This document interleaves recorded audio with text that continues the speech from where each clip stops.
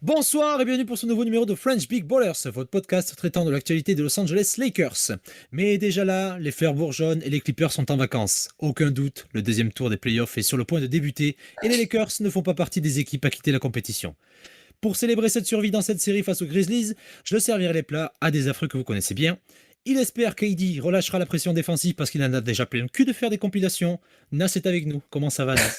Salut Clem, salut Ben, salut à tous. J'espère que vous allez bien, fort d'une victoire vraiment sympa dans cette série face aux Grizzlies et puis on va se projeter vers ce qui nous attend. Il se balade avec un maillot de D'Angelo Russell sous sa blouse et hurle Ice in his vein en imitant une seringue dans le bras à chaque fois qu'il croise un patient, ce qui la fout plutôt mal dans un service d'addictologie. Ben est avec nous. Comment ça va, Ben? Eh ben ça va, merci pour la présentation, content d'être de retour avec vous et puis très content de se dire ça y est, on est en demi-finale de conf. Je pense que si on m'avait dit ça il y a 3 mois, je l'aurais pas cru, donc très en découdre avec les Warriors. On s'était dit, on t'avait remplacé, Ben, lors du dernier podcast par un certain Matt Pokora. On l'avait dit en amont de ce premier tour, mais que quoi qu'il advienne, victoire ou défaite, on appréciait le retour en santé des Lakers suite à la trade deadline. Ces derniers ne sont pas prêts à s'en contenter puisqu'ils ont sorti les Grizzlies de Ja Morant, Jaren Jackson Jr. et Desmond Bane en 6 rencontres. Je vous propose qu'on revienne rapidement sur cette série, soit match par match ou peut-être de manière plus globale avec des bonnes ou des mauvaises choses aperçues durant cet affrontement. Ouais, Euh, donc on revient là peut-être sur la chronologie. Est-ce que tu nous refais le détail des matchs avec ces Lakers qui vont ouais, gagner le premier match à Memphis d'entrée? et oui, statement win. Bon, honnêtement, des Grizzlies qui ont été très très très très performants chez eux toute la saison. J'aurais pas mis beaucoup de sous sur une victoire au premier match des Lakers, surtout qu'en plus, historiquement, on sait que ces Lakers sont, en tout cas les Lakers de LeBron et AD en playoff, ne sont pas une bonne équipe de first game. Pendant la bubble, ils les avaient quasiment tous perdus. Donc bon, tu démarres, tu poses un pavé dans la mare, je suis là, j'arrive. Un AD très très bon, en tout cas défensivement sur les contests, omniprésent, 7 blocs, je crois qu'il y avait aussi 3 styles, enfin bref, juste un gros match défensif. En fait, finalement, un petit peu ce qu'on avait vu par moment vers la fin de la saison, notamment contre les Wolves, au play-in et même en saison régulière. Finalement, on a revu ces Lakers capables de tout verrouiller défensivement, finalement, et avec une variété offensive dont on parlera un peu plus tard qui est intéressante. On passe ensuite avec une deuxième partie à Memphis. Certains espéraient ou comment dire voulaient à coûte que coûte une victoire des Lakers, ce qui pouvait s'entendre Oui. avec l'absence de Ja Morant qui s'était blessé à la main au premier match. Mhm. Malheureusement, les Lakers n'emportent pas Memphis et rentrent à Los Angeles avec une victoire, une défaite. Et c'est là que se poursuit la belle histoire. Nas, puisque les Yes. Lakers vont gagner les 2 matchs qui suivent. Et oui, à la maison, le retour des Lakers au Staples Center. 2 matchs vraiment cool à regarder, avec des rebondissements. Bon, le match 3, Anthony Davis, encore lui, encore être fumier. Très très costaud, défensivement, offensivement, un peu, voilà, pas sa meilleure série, on va dire, en termes d'efficacité offensive, mais toujours là. Je crois que c'est Dilo. Est-ce que c'est Dilo au match 3 qui met les points ou est-ce qu'il en met plutôt au match 4? Je me souviens plus, au troisième carton. Non, je crois que c'est au match 4. C'est une connerie. C'est Schroeder Euh, qui score non, au non, non, 3. au match 3, c'est LeBron, c'est AD et c'est Rui qui score, qui se partagent le scoring. Bon, match globalement maîtrisé. Et match 4 qui s'enchaîne. Grosse ambiance à la crypto d'ailleurs, du coup, je permets de rebondir dessus. Premier match de playoff, à va dire dans une salle pleine pour LeBron et AD. Un accueil magnifique. Franchement, je m'y attendais pas parce que on a vu d'autres séries, notamment à Sacramento où l'ambiance était malade, était de dingue, je me figurais pas que le Staples pouvait autant gueuler. J'avais pas de souvenir que c'était aussi costaud, mais on est vraiment up there pour moi en termes d'atmosphère dans la ligue. Puis le match 4, finalement, beaucoup de rebondissements, cet overtime, ce lay-up de LeBron, ce bloc d'AD, cet overtime maîtrisé. Euh, et les Lakers qui remportent leurs 2 matchs chez eux et qui mènent 3-1, avec derrière un match de retour à Memphis. Tu l'as dit, Nas, du coup, on était à 3-1. Peut-être Ouais, espérer une victoire en 5. Là aussi, on a et vu qu'il y avait oui, des fans mécontents de ce qui s'est passé, puisque Memphis va relever la tête à domicile dans un match ouais, qu'on bon, qu'on va peut-être ouais. oublier.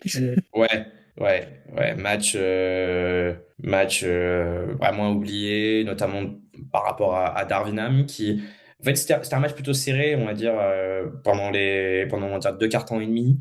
Les Lakers, au moment de recoller, après s'être pris un gros premier quart-temps, au moment d'enfin recoller, avec un bon momentum, etc., décident de sortir AD. Ou alors peut-être qu'ils avaient déjà recollé, qu'ils étaient devant, je sais plus, mais peu importe.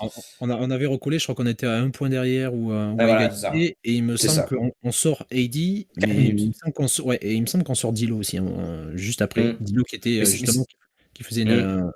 un bon troisième quart-temps aussi. Ouais, mais globalement, on s'est quand même rendu compte qu'on s'est fait matraquer par Memphis à chaque fois qu'AD était pas là. Mhm. Ça a quand même été la constante de cette série. C'est sans doute la grosse faiblesse de ces Lakers, c'est la pauvreté, on va dire, de défense de cercle, de protection de cercle, pardon, quand AD est pas sur le parquet. Vanderbilt était concentré à défendre au périmètre, notamment sur Morant, pas forcément disponible pour venir mettre le corps sous le cercle. LeBron plutôt intéressant sur certains matchs, sur certaines séquences, parfois un peu moins. Mais effectivement, Gabriel a finalement très peu vu le parquet et Mobamba l'a vu uniquement à la fin d'un match 6 qu'on va venir évoquer. Donc ouais, match 5 avec des regrets, on aurait pu le prendre et s'éviter un match 6 qui finalement était quand même assez stressant. Parce que si tu le perdais, tu partais sur un game set à l'extérieur. Ouais, et comme tu l'as dit, à l'extérieur, à Memphis, qui est une franchise cette saison qui perd très très très peu de matchs à domicile. C'est ça, c'est ça, c'est ça. Après, on voit bien que c'est finalement pas vraiment une constante qui se valide en playoff. Les Warriors qui sont aussi très très bons à domicile ont perdu contre les Kings. Mhm. Ils sont partis chercher un game 7 qui était à l'extérieur alors qu'ils étaient horribles à l'extérieur cette saison. Les Kings qui globalement étaient plutôt performants chez eux, pareil, ont perdu ce match 7, etc. Donc en fait, in fine, pour moi, quand les stars elles brillent, elles vont briller que à l'extérieur comme à domicile. Et quand je parle des stars, je parle de AD, je parle de Curry, je parle de LeBron, et ça fait début de pont pareil, puisqu'on va parler de ça juste après. Mais effectivement, du coup, ouais, match 6 finalement, où les Lakers piétinent les Grizzlies. Mais quand je dis piétiner, le mot est faible. Juste défoncé de bout en bout. AD éteint en fait. De toute façon, AD avait était vraiment entré dans le cerveau des Grizzlies, qui eux, à leur décharge, n'avaient pas beaucoup de spacing et qui étaient quand même obligés un petit peu d'attaquer le cercle. Mais en fait, AD avait un pouvoir dissuasif sur Desmond Bane, sur Dylan Brooks, sur Ja Morant, sur même Gigi. Euh, un pouvoir d'intimidation qui était immense. En même temps, normal, il sort une série défensivement en termes de protection de cercle et même extérieur incroyable. Et voilà, les Lakers déroulent. Le D'Lo game, on se faisait quand même voilà, D'Lo n'était pas reconnu comme étant un joueur très performant en playoff. On en avait déjà parlé dans cette preview face aux Grizzlies. Je me rappelle, on avait même fait un petit laïus sur le mental. On avait fait une comparaison du mental de D'Lo qui parfois peut lui jouer des tours et même du mental des Grizzlies qui peuvent parfois lui jouer des tours. En fait, on aura eu finalement un peu des deux dans cette série. On aura eu des Grizzlies qui auront baissé les bras très vite, finalement, sans se battre. Le Game 6, franchement, moi je suis un fan des Grizzlies, j'ai honte, honnêtement, de comment ils se terminent, de mon équipe. J'aurais aussi honte du match des Kings, du Game 7 des Kings, ça c'est une autre histoire si j'étais un fan des Kings, mais peu importe. Et voilà. Et donc, les Grizzlies s'écroulent. D'Lo, qui démarre mal sa série, finalement, se reprend petit à petit, met des paniers importants au match 4 dans le troisième quart-temps, rebelote au match 6. Il prend feu, il maintient les Lakers dans le momentum, il retrouve cette espèce de shoot un peu magique où il va juste pull-up devant un défenseur qui lui met la main sur le visage, mais et ça rentre en étant loin avec toute sa reine, etc. Son mid-range qui va bien, finition au cercle, on n'a pas trop vu, mais voilà, il s'est reposé sur son jump shot. Il organisait aussi très bien le jeu. On en parlera par rapport aux Warriors. Il a quand même un vrai talent pour prendre la place de LeBron à ce niveau-là. Et on parlera aussi d'Austin Reeves qui a beaucoup aidé dans ce registre. Donc ouais, en fait, finalement, pas beaucoup de motifs d'inquiétude pour ces Lakers, hormis peut-être, je dirais, l'alerte à la hanche d'AD qui se traîne. Moi, je vois pas beaucoup de points. J'ai pas parlé de Rui Hachimura, mais qui sort une série de malades aussi. On s'y attendait pas. 16 points de moyenne, une efficacité insolente. Le Hachimura game au match 1, 29 points. Et les Lakers, finalement, qui se partagent le scoring avec sur 6 matchs avec 5 scoreurs différents, Rui, Reeves, LeBron, AD et D'Lo. Ça, c'est quand même plutôt une très bonne chose. Voilà, j'en ai beaucoup dit, monologue, mais bon, voilà, quelques clés. Non, mais c'était, j'allais vous proposer de revenir sur quelques points, notamment cette attaque, tu en as parlé Nas, qui est loin de ce qu'on avait pu voir, par exemple, pour faire la comparaison, avec les Lakers de la bubble, avec 2 énormes, comment dire? 2 énormes contributeurs offensifs qui étaient AD et LeBron, et sur cette série, eh beh, c'était pas le cas. C'était pas le cas parce que, Bron a laissé D'Lo notamment et Reeves dans la gestion. Ouais. Ça s'est vu au nombre, enfin sur le usage rating, ça s'est vu, ça a baissé de 6% entre la saison régulière et cette série-là. Ouais. Et Anthony Davis avait quand même en face de lui Jaren Jackson Jr. qui a été élu DPOY cette année. Euh, et pourtant, les Lakers ont trouvé des solutions. Des solutions sur le tir extérieur, des solutions à mi-distance. Tu l'avais dit avec D'Lo qui peut pull-up en sortie d'écran. Reeves aussi. Rui Hachimura qui avait parfois des situations bloquées. Il est allé poser 2-3 dribbles depuis l'elbow pour aller décocher un tir et s'élever au-dessus de son défenseur. Et finalement, les Lakers ont su s'adapter à ce que proposait Memphis, avec à savoir une énorme défense sous le cercle. On en avait parlé lors de la preview, la volonté de Taylor Jenkins de cacher Jaren Jackson Jr. sur un joueur moins important offensivement, donc à savoir Jared Vanderbilt, pour permettre à Jaren de se détacher et de venir défendre en seconde lame. C'est exactement ce qu'ont fait les Lakers aussi en mettant Anthony Davis sur Xavier Tillman. Absolument. Et finalement, cette bataille stratégique, elle est en faveur de Darvin Ham, ce qui n'était pas évident avant cette série. Oui. Oui, les ajustements du staff, la préparation était bonne, vraiment. En fait, finalement, ce qui nous a fait défaut, si on devait être pointilleux par rapport à Darwin, c'est vraiment ce match 5 qu'il perd avec, on va dire, ça quand même sa plus grosse faiblesse qu'on pointe du doigt depuis des mois, qui est sa gestion des rotations et ses adaptations au fil du match. C'est d'ailleurs ce qui a coûté peut-être en partie une série à son ancien collègue au Milwaukee Bucks, tu vois. Donc ouais, souci d'adaptation et effectivement souci de rotation. Le duo le duo LeBron-Rui, quand AD est pas sur le parquet, marchait pas du tout. Et il l'a énormément matraqué. En fait, ni LeBron ni Rui peut jouer pivot dans cette équipe, à moins que ce soit sur des stretches minuscules contre une opposition qui a pas beaucoup de taille. Mais là, on a quand même souffert de la taille des Grizzlies par certains moments. Il a finalement lancé Gabriel que sur la fin. Et Gabriel a été intéressant parce que Gabriel, il a vraiment ce côté intérieur, même s'il est pas grand, mais il a vraiment ce côté intérieur que n'ont pas LeBron et Rui, tant dans le placement que dans la hargne, etc. On a vu Bamba 2 minutes dans le match 6, quand tout était plié. Mais on reverra sans doute pas Bamba, je pense, des playoffs. Voilà, hein. De toute façon, on est parti chercher Tristan Thompson. En tout cas, il se marre bien sur le banc et il apporte de la bonne ambiance. Moi, ça me va. Je préfère à la limite qu'il soit sur le banc plutôt qu'on le lance à corps perdu quand Eddie sort, quoi. Ben, qu'est-ce que tu retiendrais de cette série? Qu'est-ce qui t'a marqué sur ces 6 matchs Bah, globalement, vous avez tout dit, mais moi, c'est vrai que j'avais 3 points majeurs. C'est vraiment la défense. Alors, certes, très, très centré autour d'AD, mais je trouve que si le match 6 a été aussi facile, c'est parce qu'aussi, il y a eu un vrai effort sur la défense extérieure. Et on n'a quasiment pas vu Ja Morant, à part sur des shoots à 3 points, pour lesquels, sur ce match-là, il n'a pas été bon. Je trouve que l'effort défensif global, y compris de tous ceux qui viennent du banc, alors c'est certainement aussi pour ça qu'on voit pas beaucoup Lonnie Walker, parce qu'on a vraiment quasi que des bonnes défenses à proposer, y compris en sortie de banc. D'ailleurs, je trouve que Schroeder, qui a ses défauts en attaque, il fait quand même le job aussi en défense et il aura certainement un rôle à jouer pour la prochaine série. Ça, c'était le premier point. Le deuxième point, c'est vraiment le rôle des seconds couteaux qui enlèvent quand même de la pression offensive sur AD et LeBron.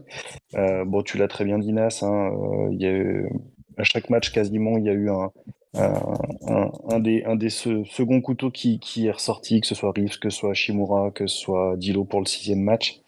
Donc le fait qu'on ait plein de coéquipiers sur lesquels on peut qui sont reliable, quoi, qui enlèvent de la pression aussi à nos deux stars, je pense que ça les aide à être plus serein, plus tranquille, à moins se mettre de pression et à moins forcer, même si LeBron, je trouve qu'il il force encore un peu ses fautes, mais malgré tout, on a un vrai soulagement de ce point de vue-là. Et du coup, même sur les schémas défensifs qu'on nous oppose, on voit qu'il y a des difficultés qui sont créées par ça. Même Vanderbilt, qui est loin d'être une star offensive, il a eu plein de positions ouvertes et il en a converti quelques-unes, ce qui nous a bien aussi aidé sur le dernier match. Puis le troisième point, c'est plus global sur l'impression que donne l'équipe, sur l'intensité et la motivation dans tout ce qui est fait.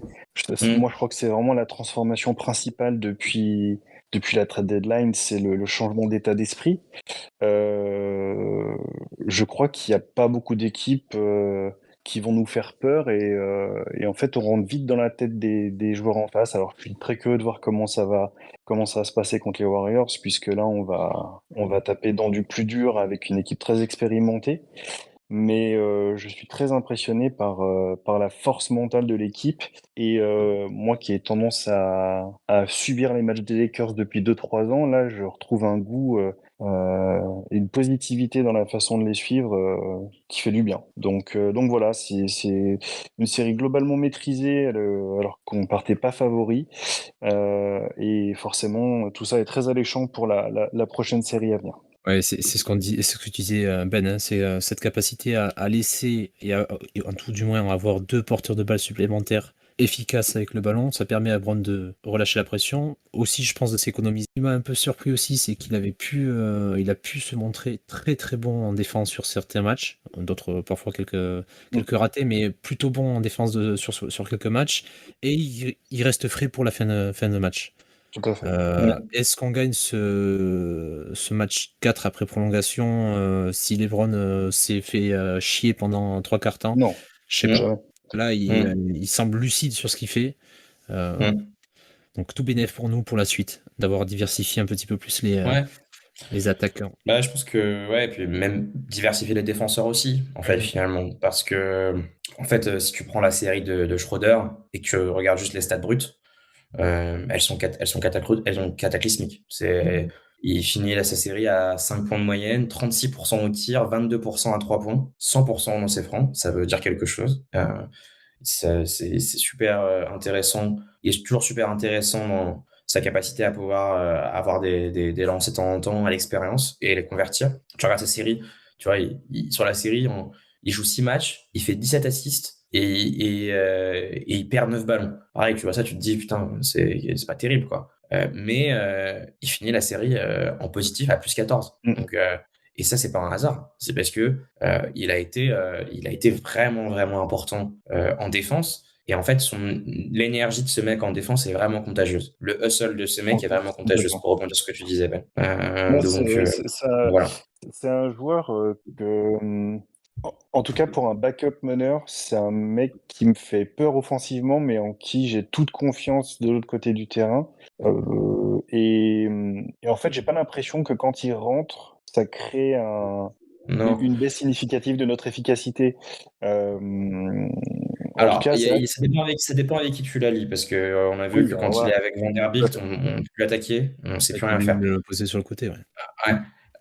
Mais moi, pour revenir sur Schroeder et pour finir sur Schroeder, excuse-moi Ben, surtout que nous, on avait eu de gros doutes après 2021, son passage en playoff contre les Suns, où offensivement, c'était pas ça, et défensivement, c'était pas ça, et tu avais l'impression qu'il avait abandonné, qu'il avait give up. Il est revenu aux Lakers avec clairement la motivation, il l'a dit dans des interviews, il l'a dit dans des tweets, il l'a répété à qui voulait bien l'entendre.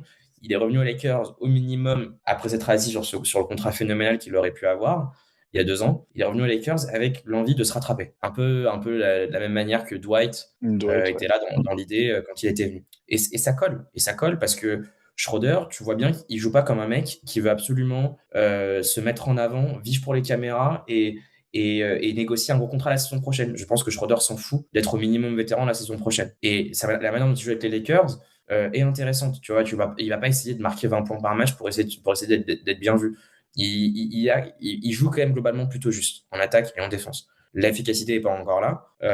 Ceci dit, on était quand même bien loin de s'imaginer que Rui soit autant efficace de l'autre côté. Donc bon, il faut bien que ça s'équilibre un petit peu aussi. Mais en tout cas, alors là, le mindset globalement de l'équipe est vraiment intéressant. Et je pense que ça fait un pont parfait pour parler justement d'une opposition. Enfin, c'est une équipe, comme tu disais, Ben, qui est championne en titre, qui a déjà été championne avant, qui est super expérimentée et qui n'a jamais perdu de série. Peut-être que je te coupe ton intro, Clem, j'espère pas. Qui n'a jamais perdu de série sous Steve Kerr dans les playoffs en conférence Ouest. Ouais, tu viens totalement niquer mon intro. C'était mon dernier podcast, du coup. Non, juste, c'est vrai pour resituer, évidemment, les Lakers sont tombés contre leurs frères californiens qui ont éliminé les Kings en 7 matchs. Tu l'as dit tout à l'heure, au terme de match 7, assez bizarre. Très bizarre. Et avec des certitudes offensives basées sur les extérieurs, notamment ce duo qui ne cesse de durer, à savoir Stephen Curry et Klay Thompson. Et effectivement, Dennis Schroeder va jouer un rôle important là-dedans. Comment vous la sentez, vous, cette série, par rapport à ce backcourt, par rapport à l'équipe globale, puisque les Warriors ont quand même un 5 assez équilibré et polyvalent, peut-être un manque de taille que Los Angeles devra exploiter, mais comment vous le sentez, vous, par rapport à ce changement? Est-ce que vous aviez plus peur de Memphis, qui, rappelons-le, était handicapé de 2 absences à l'intérieur, ou est-ce que vous avez plus peur de ces Warriors-là? Moi, je veux bien commencer. Les Warriors, ça fait 8 ans qu'ils me font peur. Donc, oui, forcément, ils me font peur. Curry est incroyable. J'ai tendance à penser, et je ne l'espère pas, mais je sens que cette série va se jouer sur la santé. C'est-à-dire que on a eu 2 équipes dont les stars commencent à être âgées, ont des... Alors, il est pas très âgé, mais il a un backup plus important que quelqu'un qui est en gériatrie. Et à santé équivalente et sans blessure, je pense que ça va être une série qui va finir en 7. Ah bah non, tu fais déjà les pronos, mais on a même pas encore analysé la série là. Ouais, mais du coup, c'est Il pour a dire pas le que temps. moi, j'ai peur que ce soit plus compliqué. J'ai un peu peur au niveau de la santé. En tout état de cause. Au niveau des 5, je pense malgré tout que les Warriors sont plus complets et plus aguerris que nous. Par contre, je pense que notre banc peut dominer et je pense là-dessus qu'on a notre carte à jouer. Clairement, notre secteur intérieur sera plus inquiétant pour eux que l'inverse. Par contre, eux, au niveau de l'extérieur, je suis pas sûr qu'on ait beaucoup d'armes, notamment défensives, à leur opposer de manière soutenue. Voilà, donc je pense que ça va être une opposition de style assez intéressante et le premier match va être déterminant, tout comme ça l'a été dans la série contre les Grizzlies. Alors, Quelles ouais. sont pour toi les clés? Ouais, moi je suis pas d'accord sur pas mal de choses que tu as dites, Ben.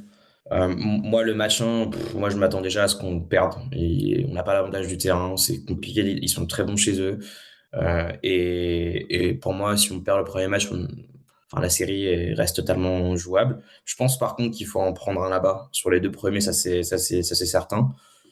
Mais alors, moi, mon avis, mais j'aime pas, d'une manière générale, je le dis, j'aime pas regarder les matchs de saison régulière pour essayer de les transposer en série de playoffs, en analyse pour les playoffs. Bon, il se trouve quand même que les Warriors est une équipe qui nous réussit plutôt bien, qu'on a battu, que D'Angelo Russell a battu avec les Lakers dans les plusieurs fois, dans les Lakers qui étaient très pourris contre des Warriors qui étaient plutôt bons à ce moment-là. Et cette saison, je sais pas quel est le bilan contre les Warriors cette saison. C'est 2-1 ou 3-0 pour les Lakers? Ouais. 3-1, pardon, excuse-moi. Oui, 3-1 pour les Lakers, voilà. Avec notamment un dernier match qui était il y a 2 mois, où a été match-up finalement avec des Warriors au complet, à l'exception de Wiggins, qui est quand même un bon élément défensif, contre une équipe des Lakers qui était privée de D'Lo et de LeBron. Et c'était un match qu'on avait globalement vraiment bien dominé. On avait su déranger, on avait su gêner un petit peu Curry. De toute façon, voilà, Curry, il va nous démolir. Ça, faut en être sûr. Il est encore à un niveau qui est excellentissime. On l'a vu au match 7 contre les Kings. Et il va nous faire mal. Moi, je pense que ce qui va être important, ça va pas être de compter les points de Curry. Ça va surtout être de vraiment arriver à close out correctement à l'extérieur, qui est, je trouve, quelque chose qui nous fait un petit peu défaut. Si on rentre un petit peu dans la tactique, je trouve qu'on a c'est un choix de âme, mais on laisse beaucoup de tirs ouverts sur les côtés. Les Warriors ont de quoi nous punir pour ça. Wiggins est très bon pour ça, Curry aussi, Clay aussi. Looney est pas bon pour l'instant, en tout cas sur son jump shot, mais tu sais pas ce qui peut se passer.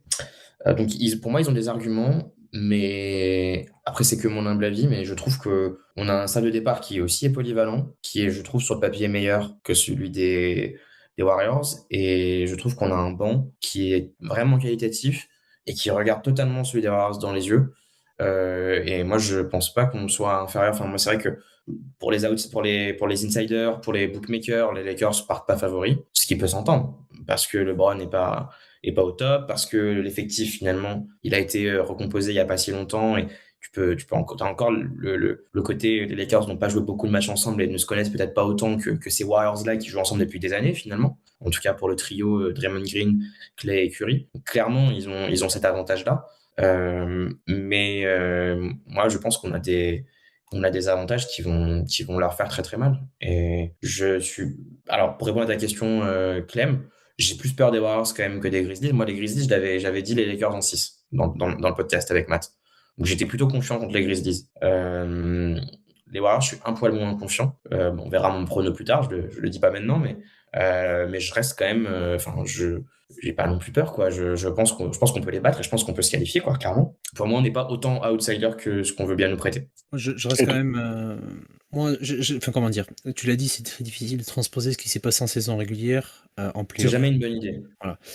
Il y a forcément des choses qui changent. L'arbitrage en premier qui autorise. Les rotations se resserrent aussi. C'est ça. Mais tu retrouves quand même des patterns dans Oui. l'attaque proposée par les Warriors et des patterns où on arrive quand même à se démerder pour défendre.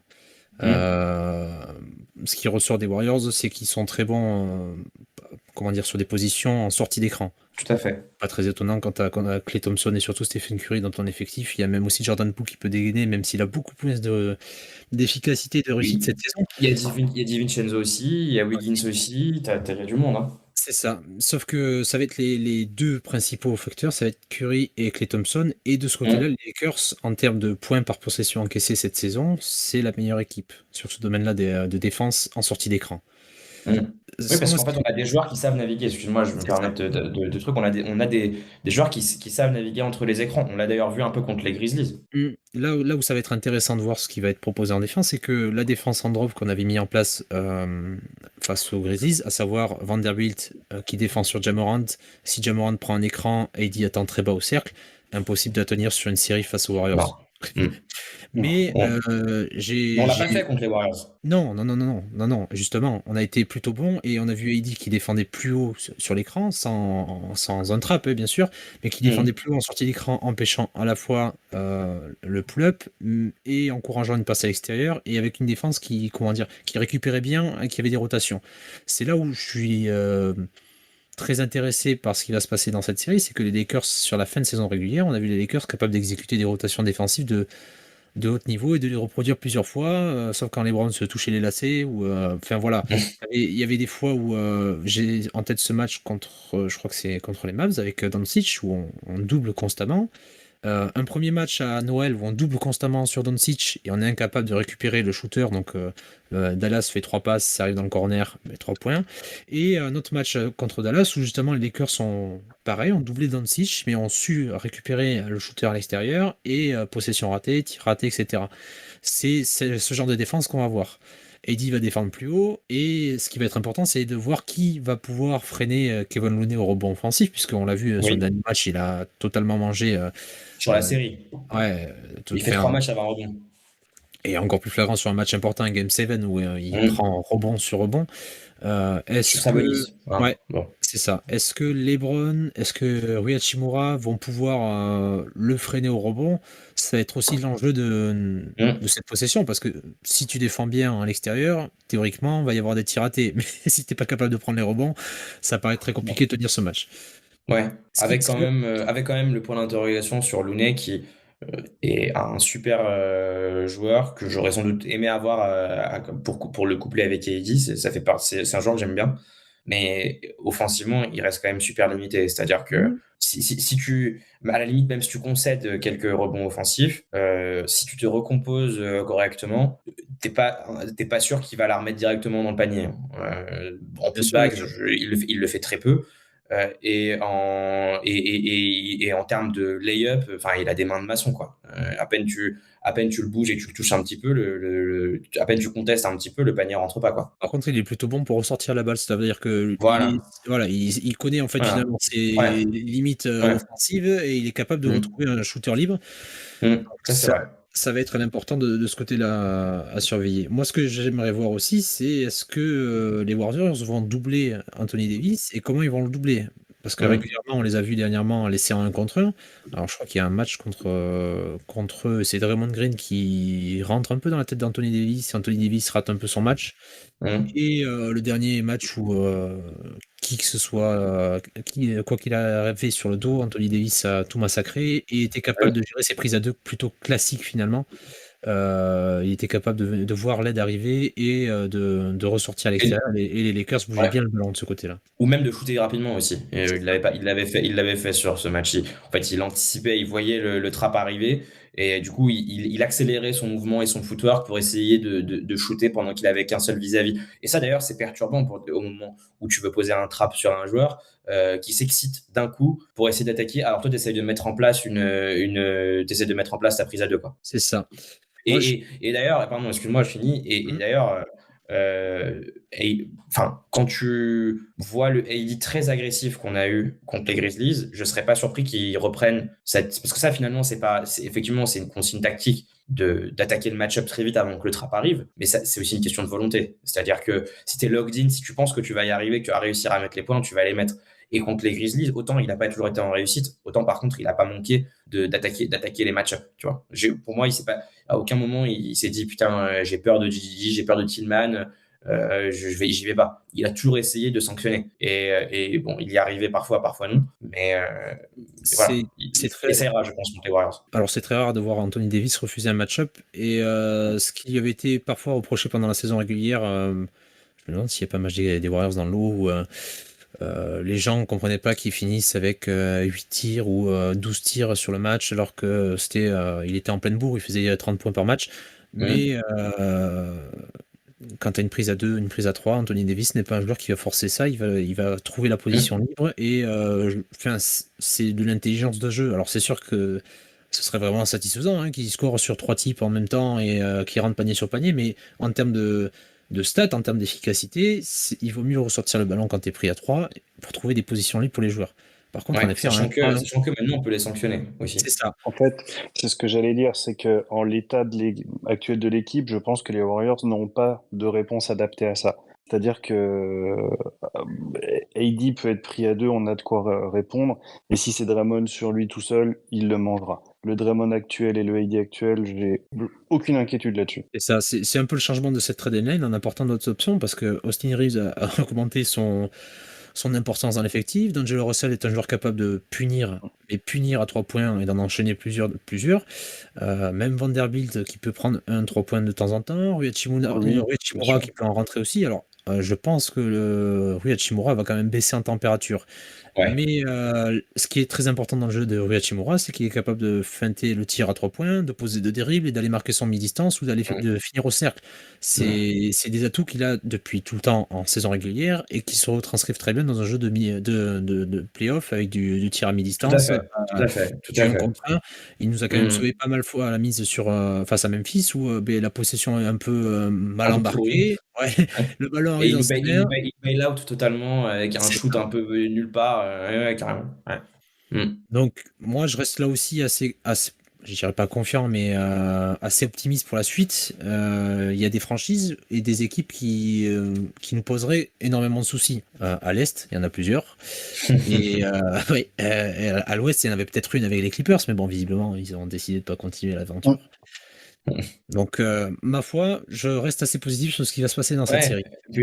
puis, bon, il y a aussi quelque chose, c'est que la défense au périmètre des Warriors, elle est pas, elle est, elle- en fait, on va avoir, si je veux, un match-up Wiggins-LeBron où je pense que Wiggins sera sur le dos de LeBron pendant toute la série, parce que de toute façon, c'est leur seul joueur adapté pour le faire. Bon, il n'y a que lui qui peut. Tu peux pas sacrifier Draymond Green et le mettre sur LeBron, parce que tu te ferais défoncer par AD Sûr. sous le cercle.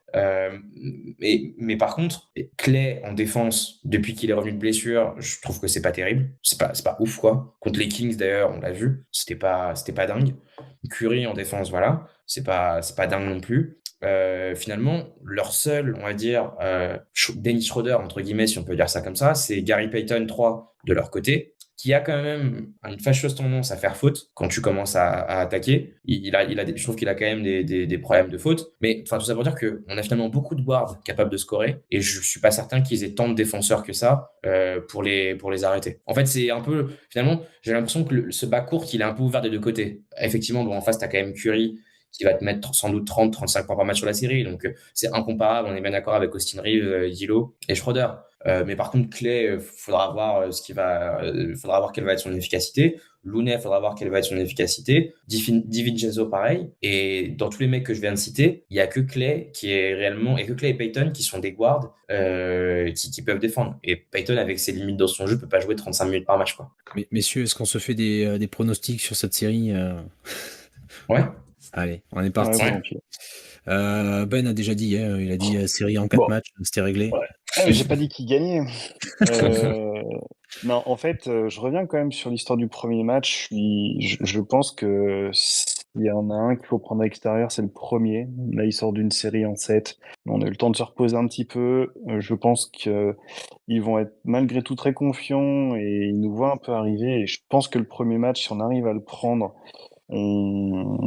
ça peut déjà faire la différence. En tout état de cause, je ne vois pas autre chose qu'une série en 7 matchs.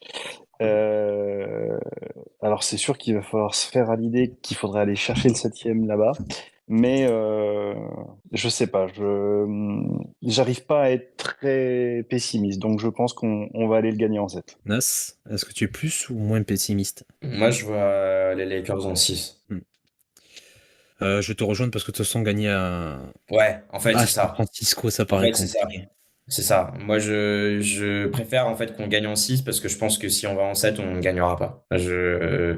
Gagner ce match 7 à San Francisco, ce Après, tu serait vois, bien j'avais trop dit galère, match quoi. 7 aussi face aux Grizzlies parce que je voyais les Lakers gagner à Memphis, mais il y avait des absents de leur côté. Oui, voilà, c'est ça. Comme tu l'as dit, Ben, ça sera aussi une variable assez importante dans cette série. Et on le sait, en playoff, dès qu'il y a des blessures, ça devient très très compliqué pour les équipes qui les subissent. Ça peut quand même casser une dynamique d'une équipe playoffable et d'une équipe candidate au titre. Donc, mais je reste sur Lakers en 6. Allez, un peu de chauvinisme. Ouais, voilà. Chauvinisme, ça fait pas de mal. On se fera sans doute exploser quand les Lakers se feront sortir en 6, mais c'est pas grave, tant pis. On a le certitude, on meurt avec nos idées. Après, Déjà, on a le voilà. mérite d'être là. Ouais, j'allais dire, c'est quand même Oui. beau ce parcours d'un petit marché face à l'ogre Ah oui. californien. Le petit pousset des Lakers qui s'en va botter le cul du deuxième de conférence. Non, mais 13e de conférence, il n'y a pas si longtemps que ça, qui l'eût cru. C'est ça, L'équipe l'épopée digne de Fagnon, la Cartouche. belle histoire. Ouais, c'est ça, Ouais. le carquefou, le Calais. Ouais, la belle histoire, quoi. La belle histoire de l'outsider qui réalise de grandes choses avec de faibles moyens et un effectif limité. Allez, messieurs, est-ce qu'on se donne rendez-vous dans 6 ou 7 matchs, du coup, pour voir qui a gagné, qui va se faire allumer sur Twitter? Ouais.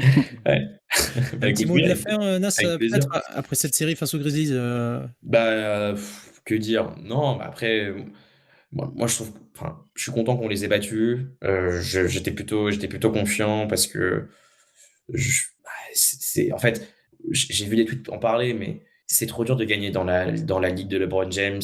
On peut même mettre Giannis, peut-être même Kawhi à la limite encore, et surtout Curry. En fait, c'est trop dur de gagner dans la ligue de LeBron et Curry. En fait, la réalité, elle est trop méchante et elle te rattrape. Finalement, les Warriors et les Lakers qui sont pas à leur place au niveau du classement pour diverses raisons. Les Warriors sont surtout pour des blessures et pour une nullité à l'extérieur aussi pendant la saison régulière.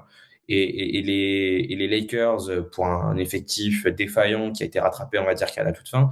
Les Lakers sont pas à leur place. Les Kings et les Grizzlies qui réalisent des saisons de braves, des saisons régulières de braves.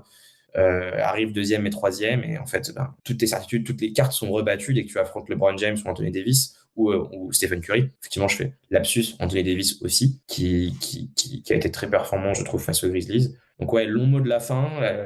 La série face aux Warriors va être sanglante en termes d'interaction sur les réseaux sociaux, n'est-ce pas? Puisque c'est deux communautés, enfin c'est même 4 communautés mélangées qui s'affrontent, les fans des Lakers, les fans des Warriors, les fans de LeBron et les fans de Curry, quand on connaît tout l'historique entre les deux. Ceci étant dit, on ne boude pas notre plaisir, c'est quand même cool d'avoir une série entre les deux, avec un LeBron qui soit pas non plus totalement dépassé, totalement à la ramasse.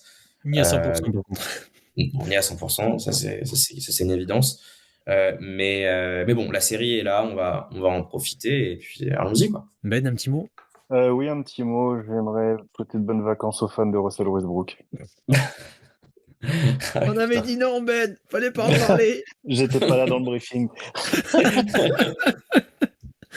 Aïe, aïe, aïe.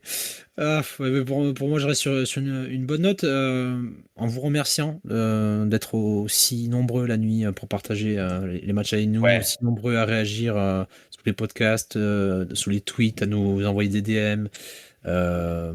C'est vraiment un plaisir d'animer ce compte. Quoi qu'il advienne par rapport à la saison, c'est vrai que c'était un peu difficile sur ce début de saison, mais ça reste toujours un plaisir de vivre ces moments-là avec vous et d'animer et d'avoir des retours, notamment positifs. Donc merci à vous, en espérant que cette saison se poursuive le plus longtemps possible. Eh ben, c'est beau, une petite déclaration Merci à d'amour. tous. Ouais. Allez, Magnifique. monsieur, on se On se retrouve quitte là-dessus. après cette série-là. À Yes, bientôt. sir. Yes, À sir. bientôt. Allez, à plus.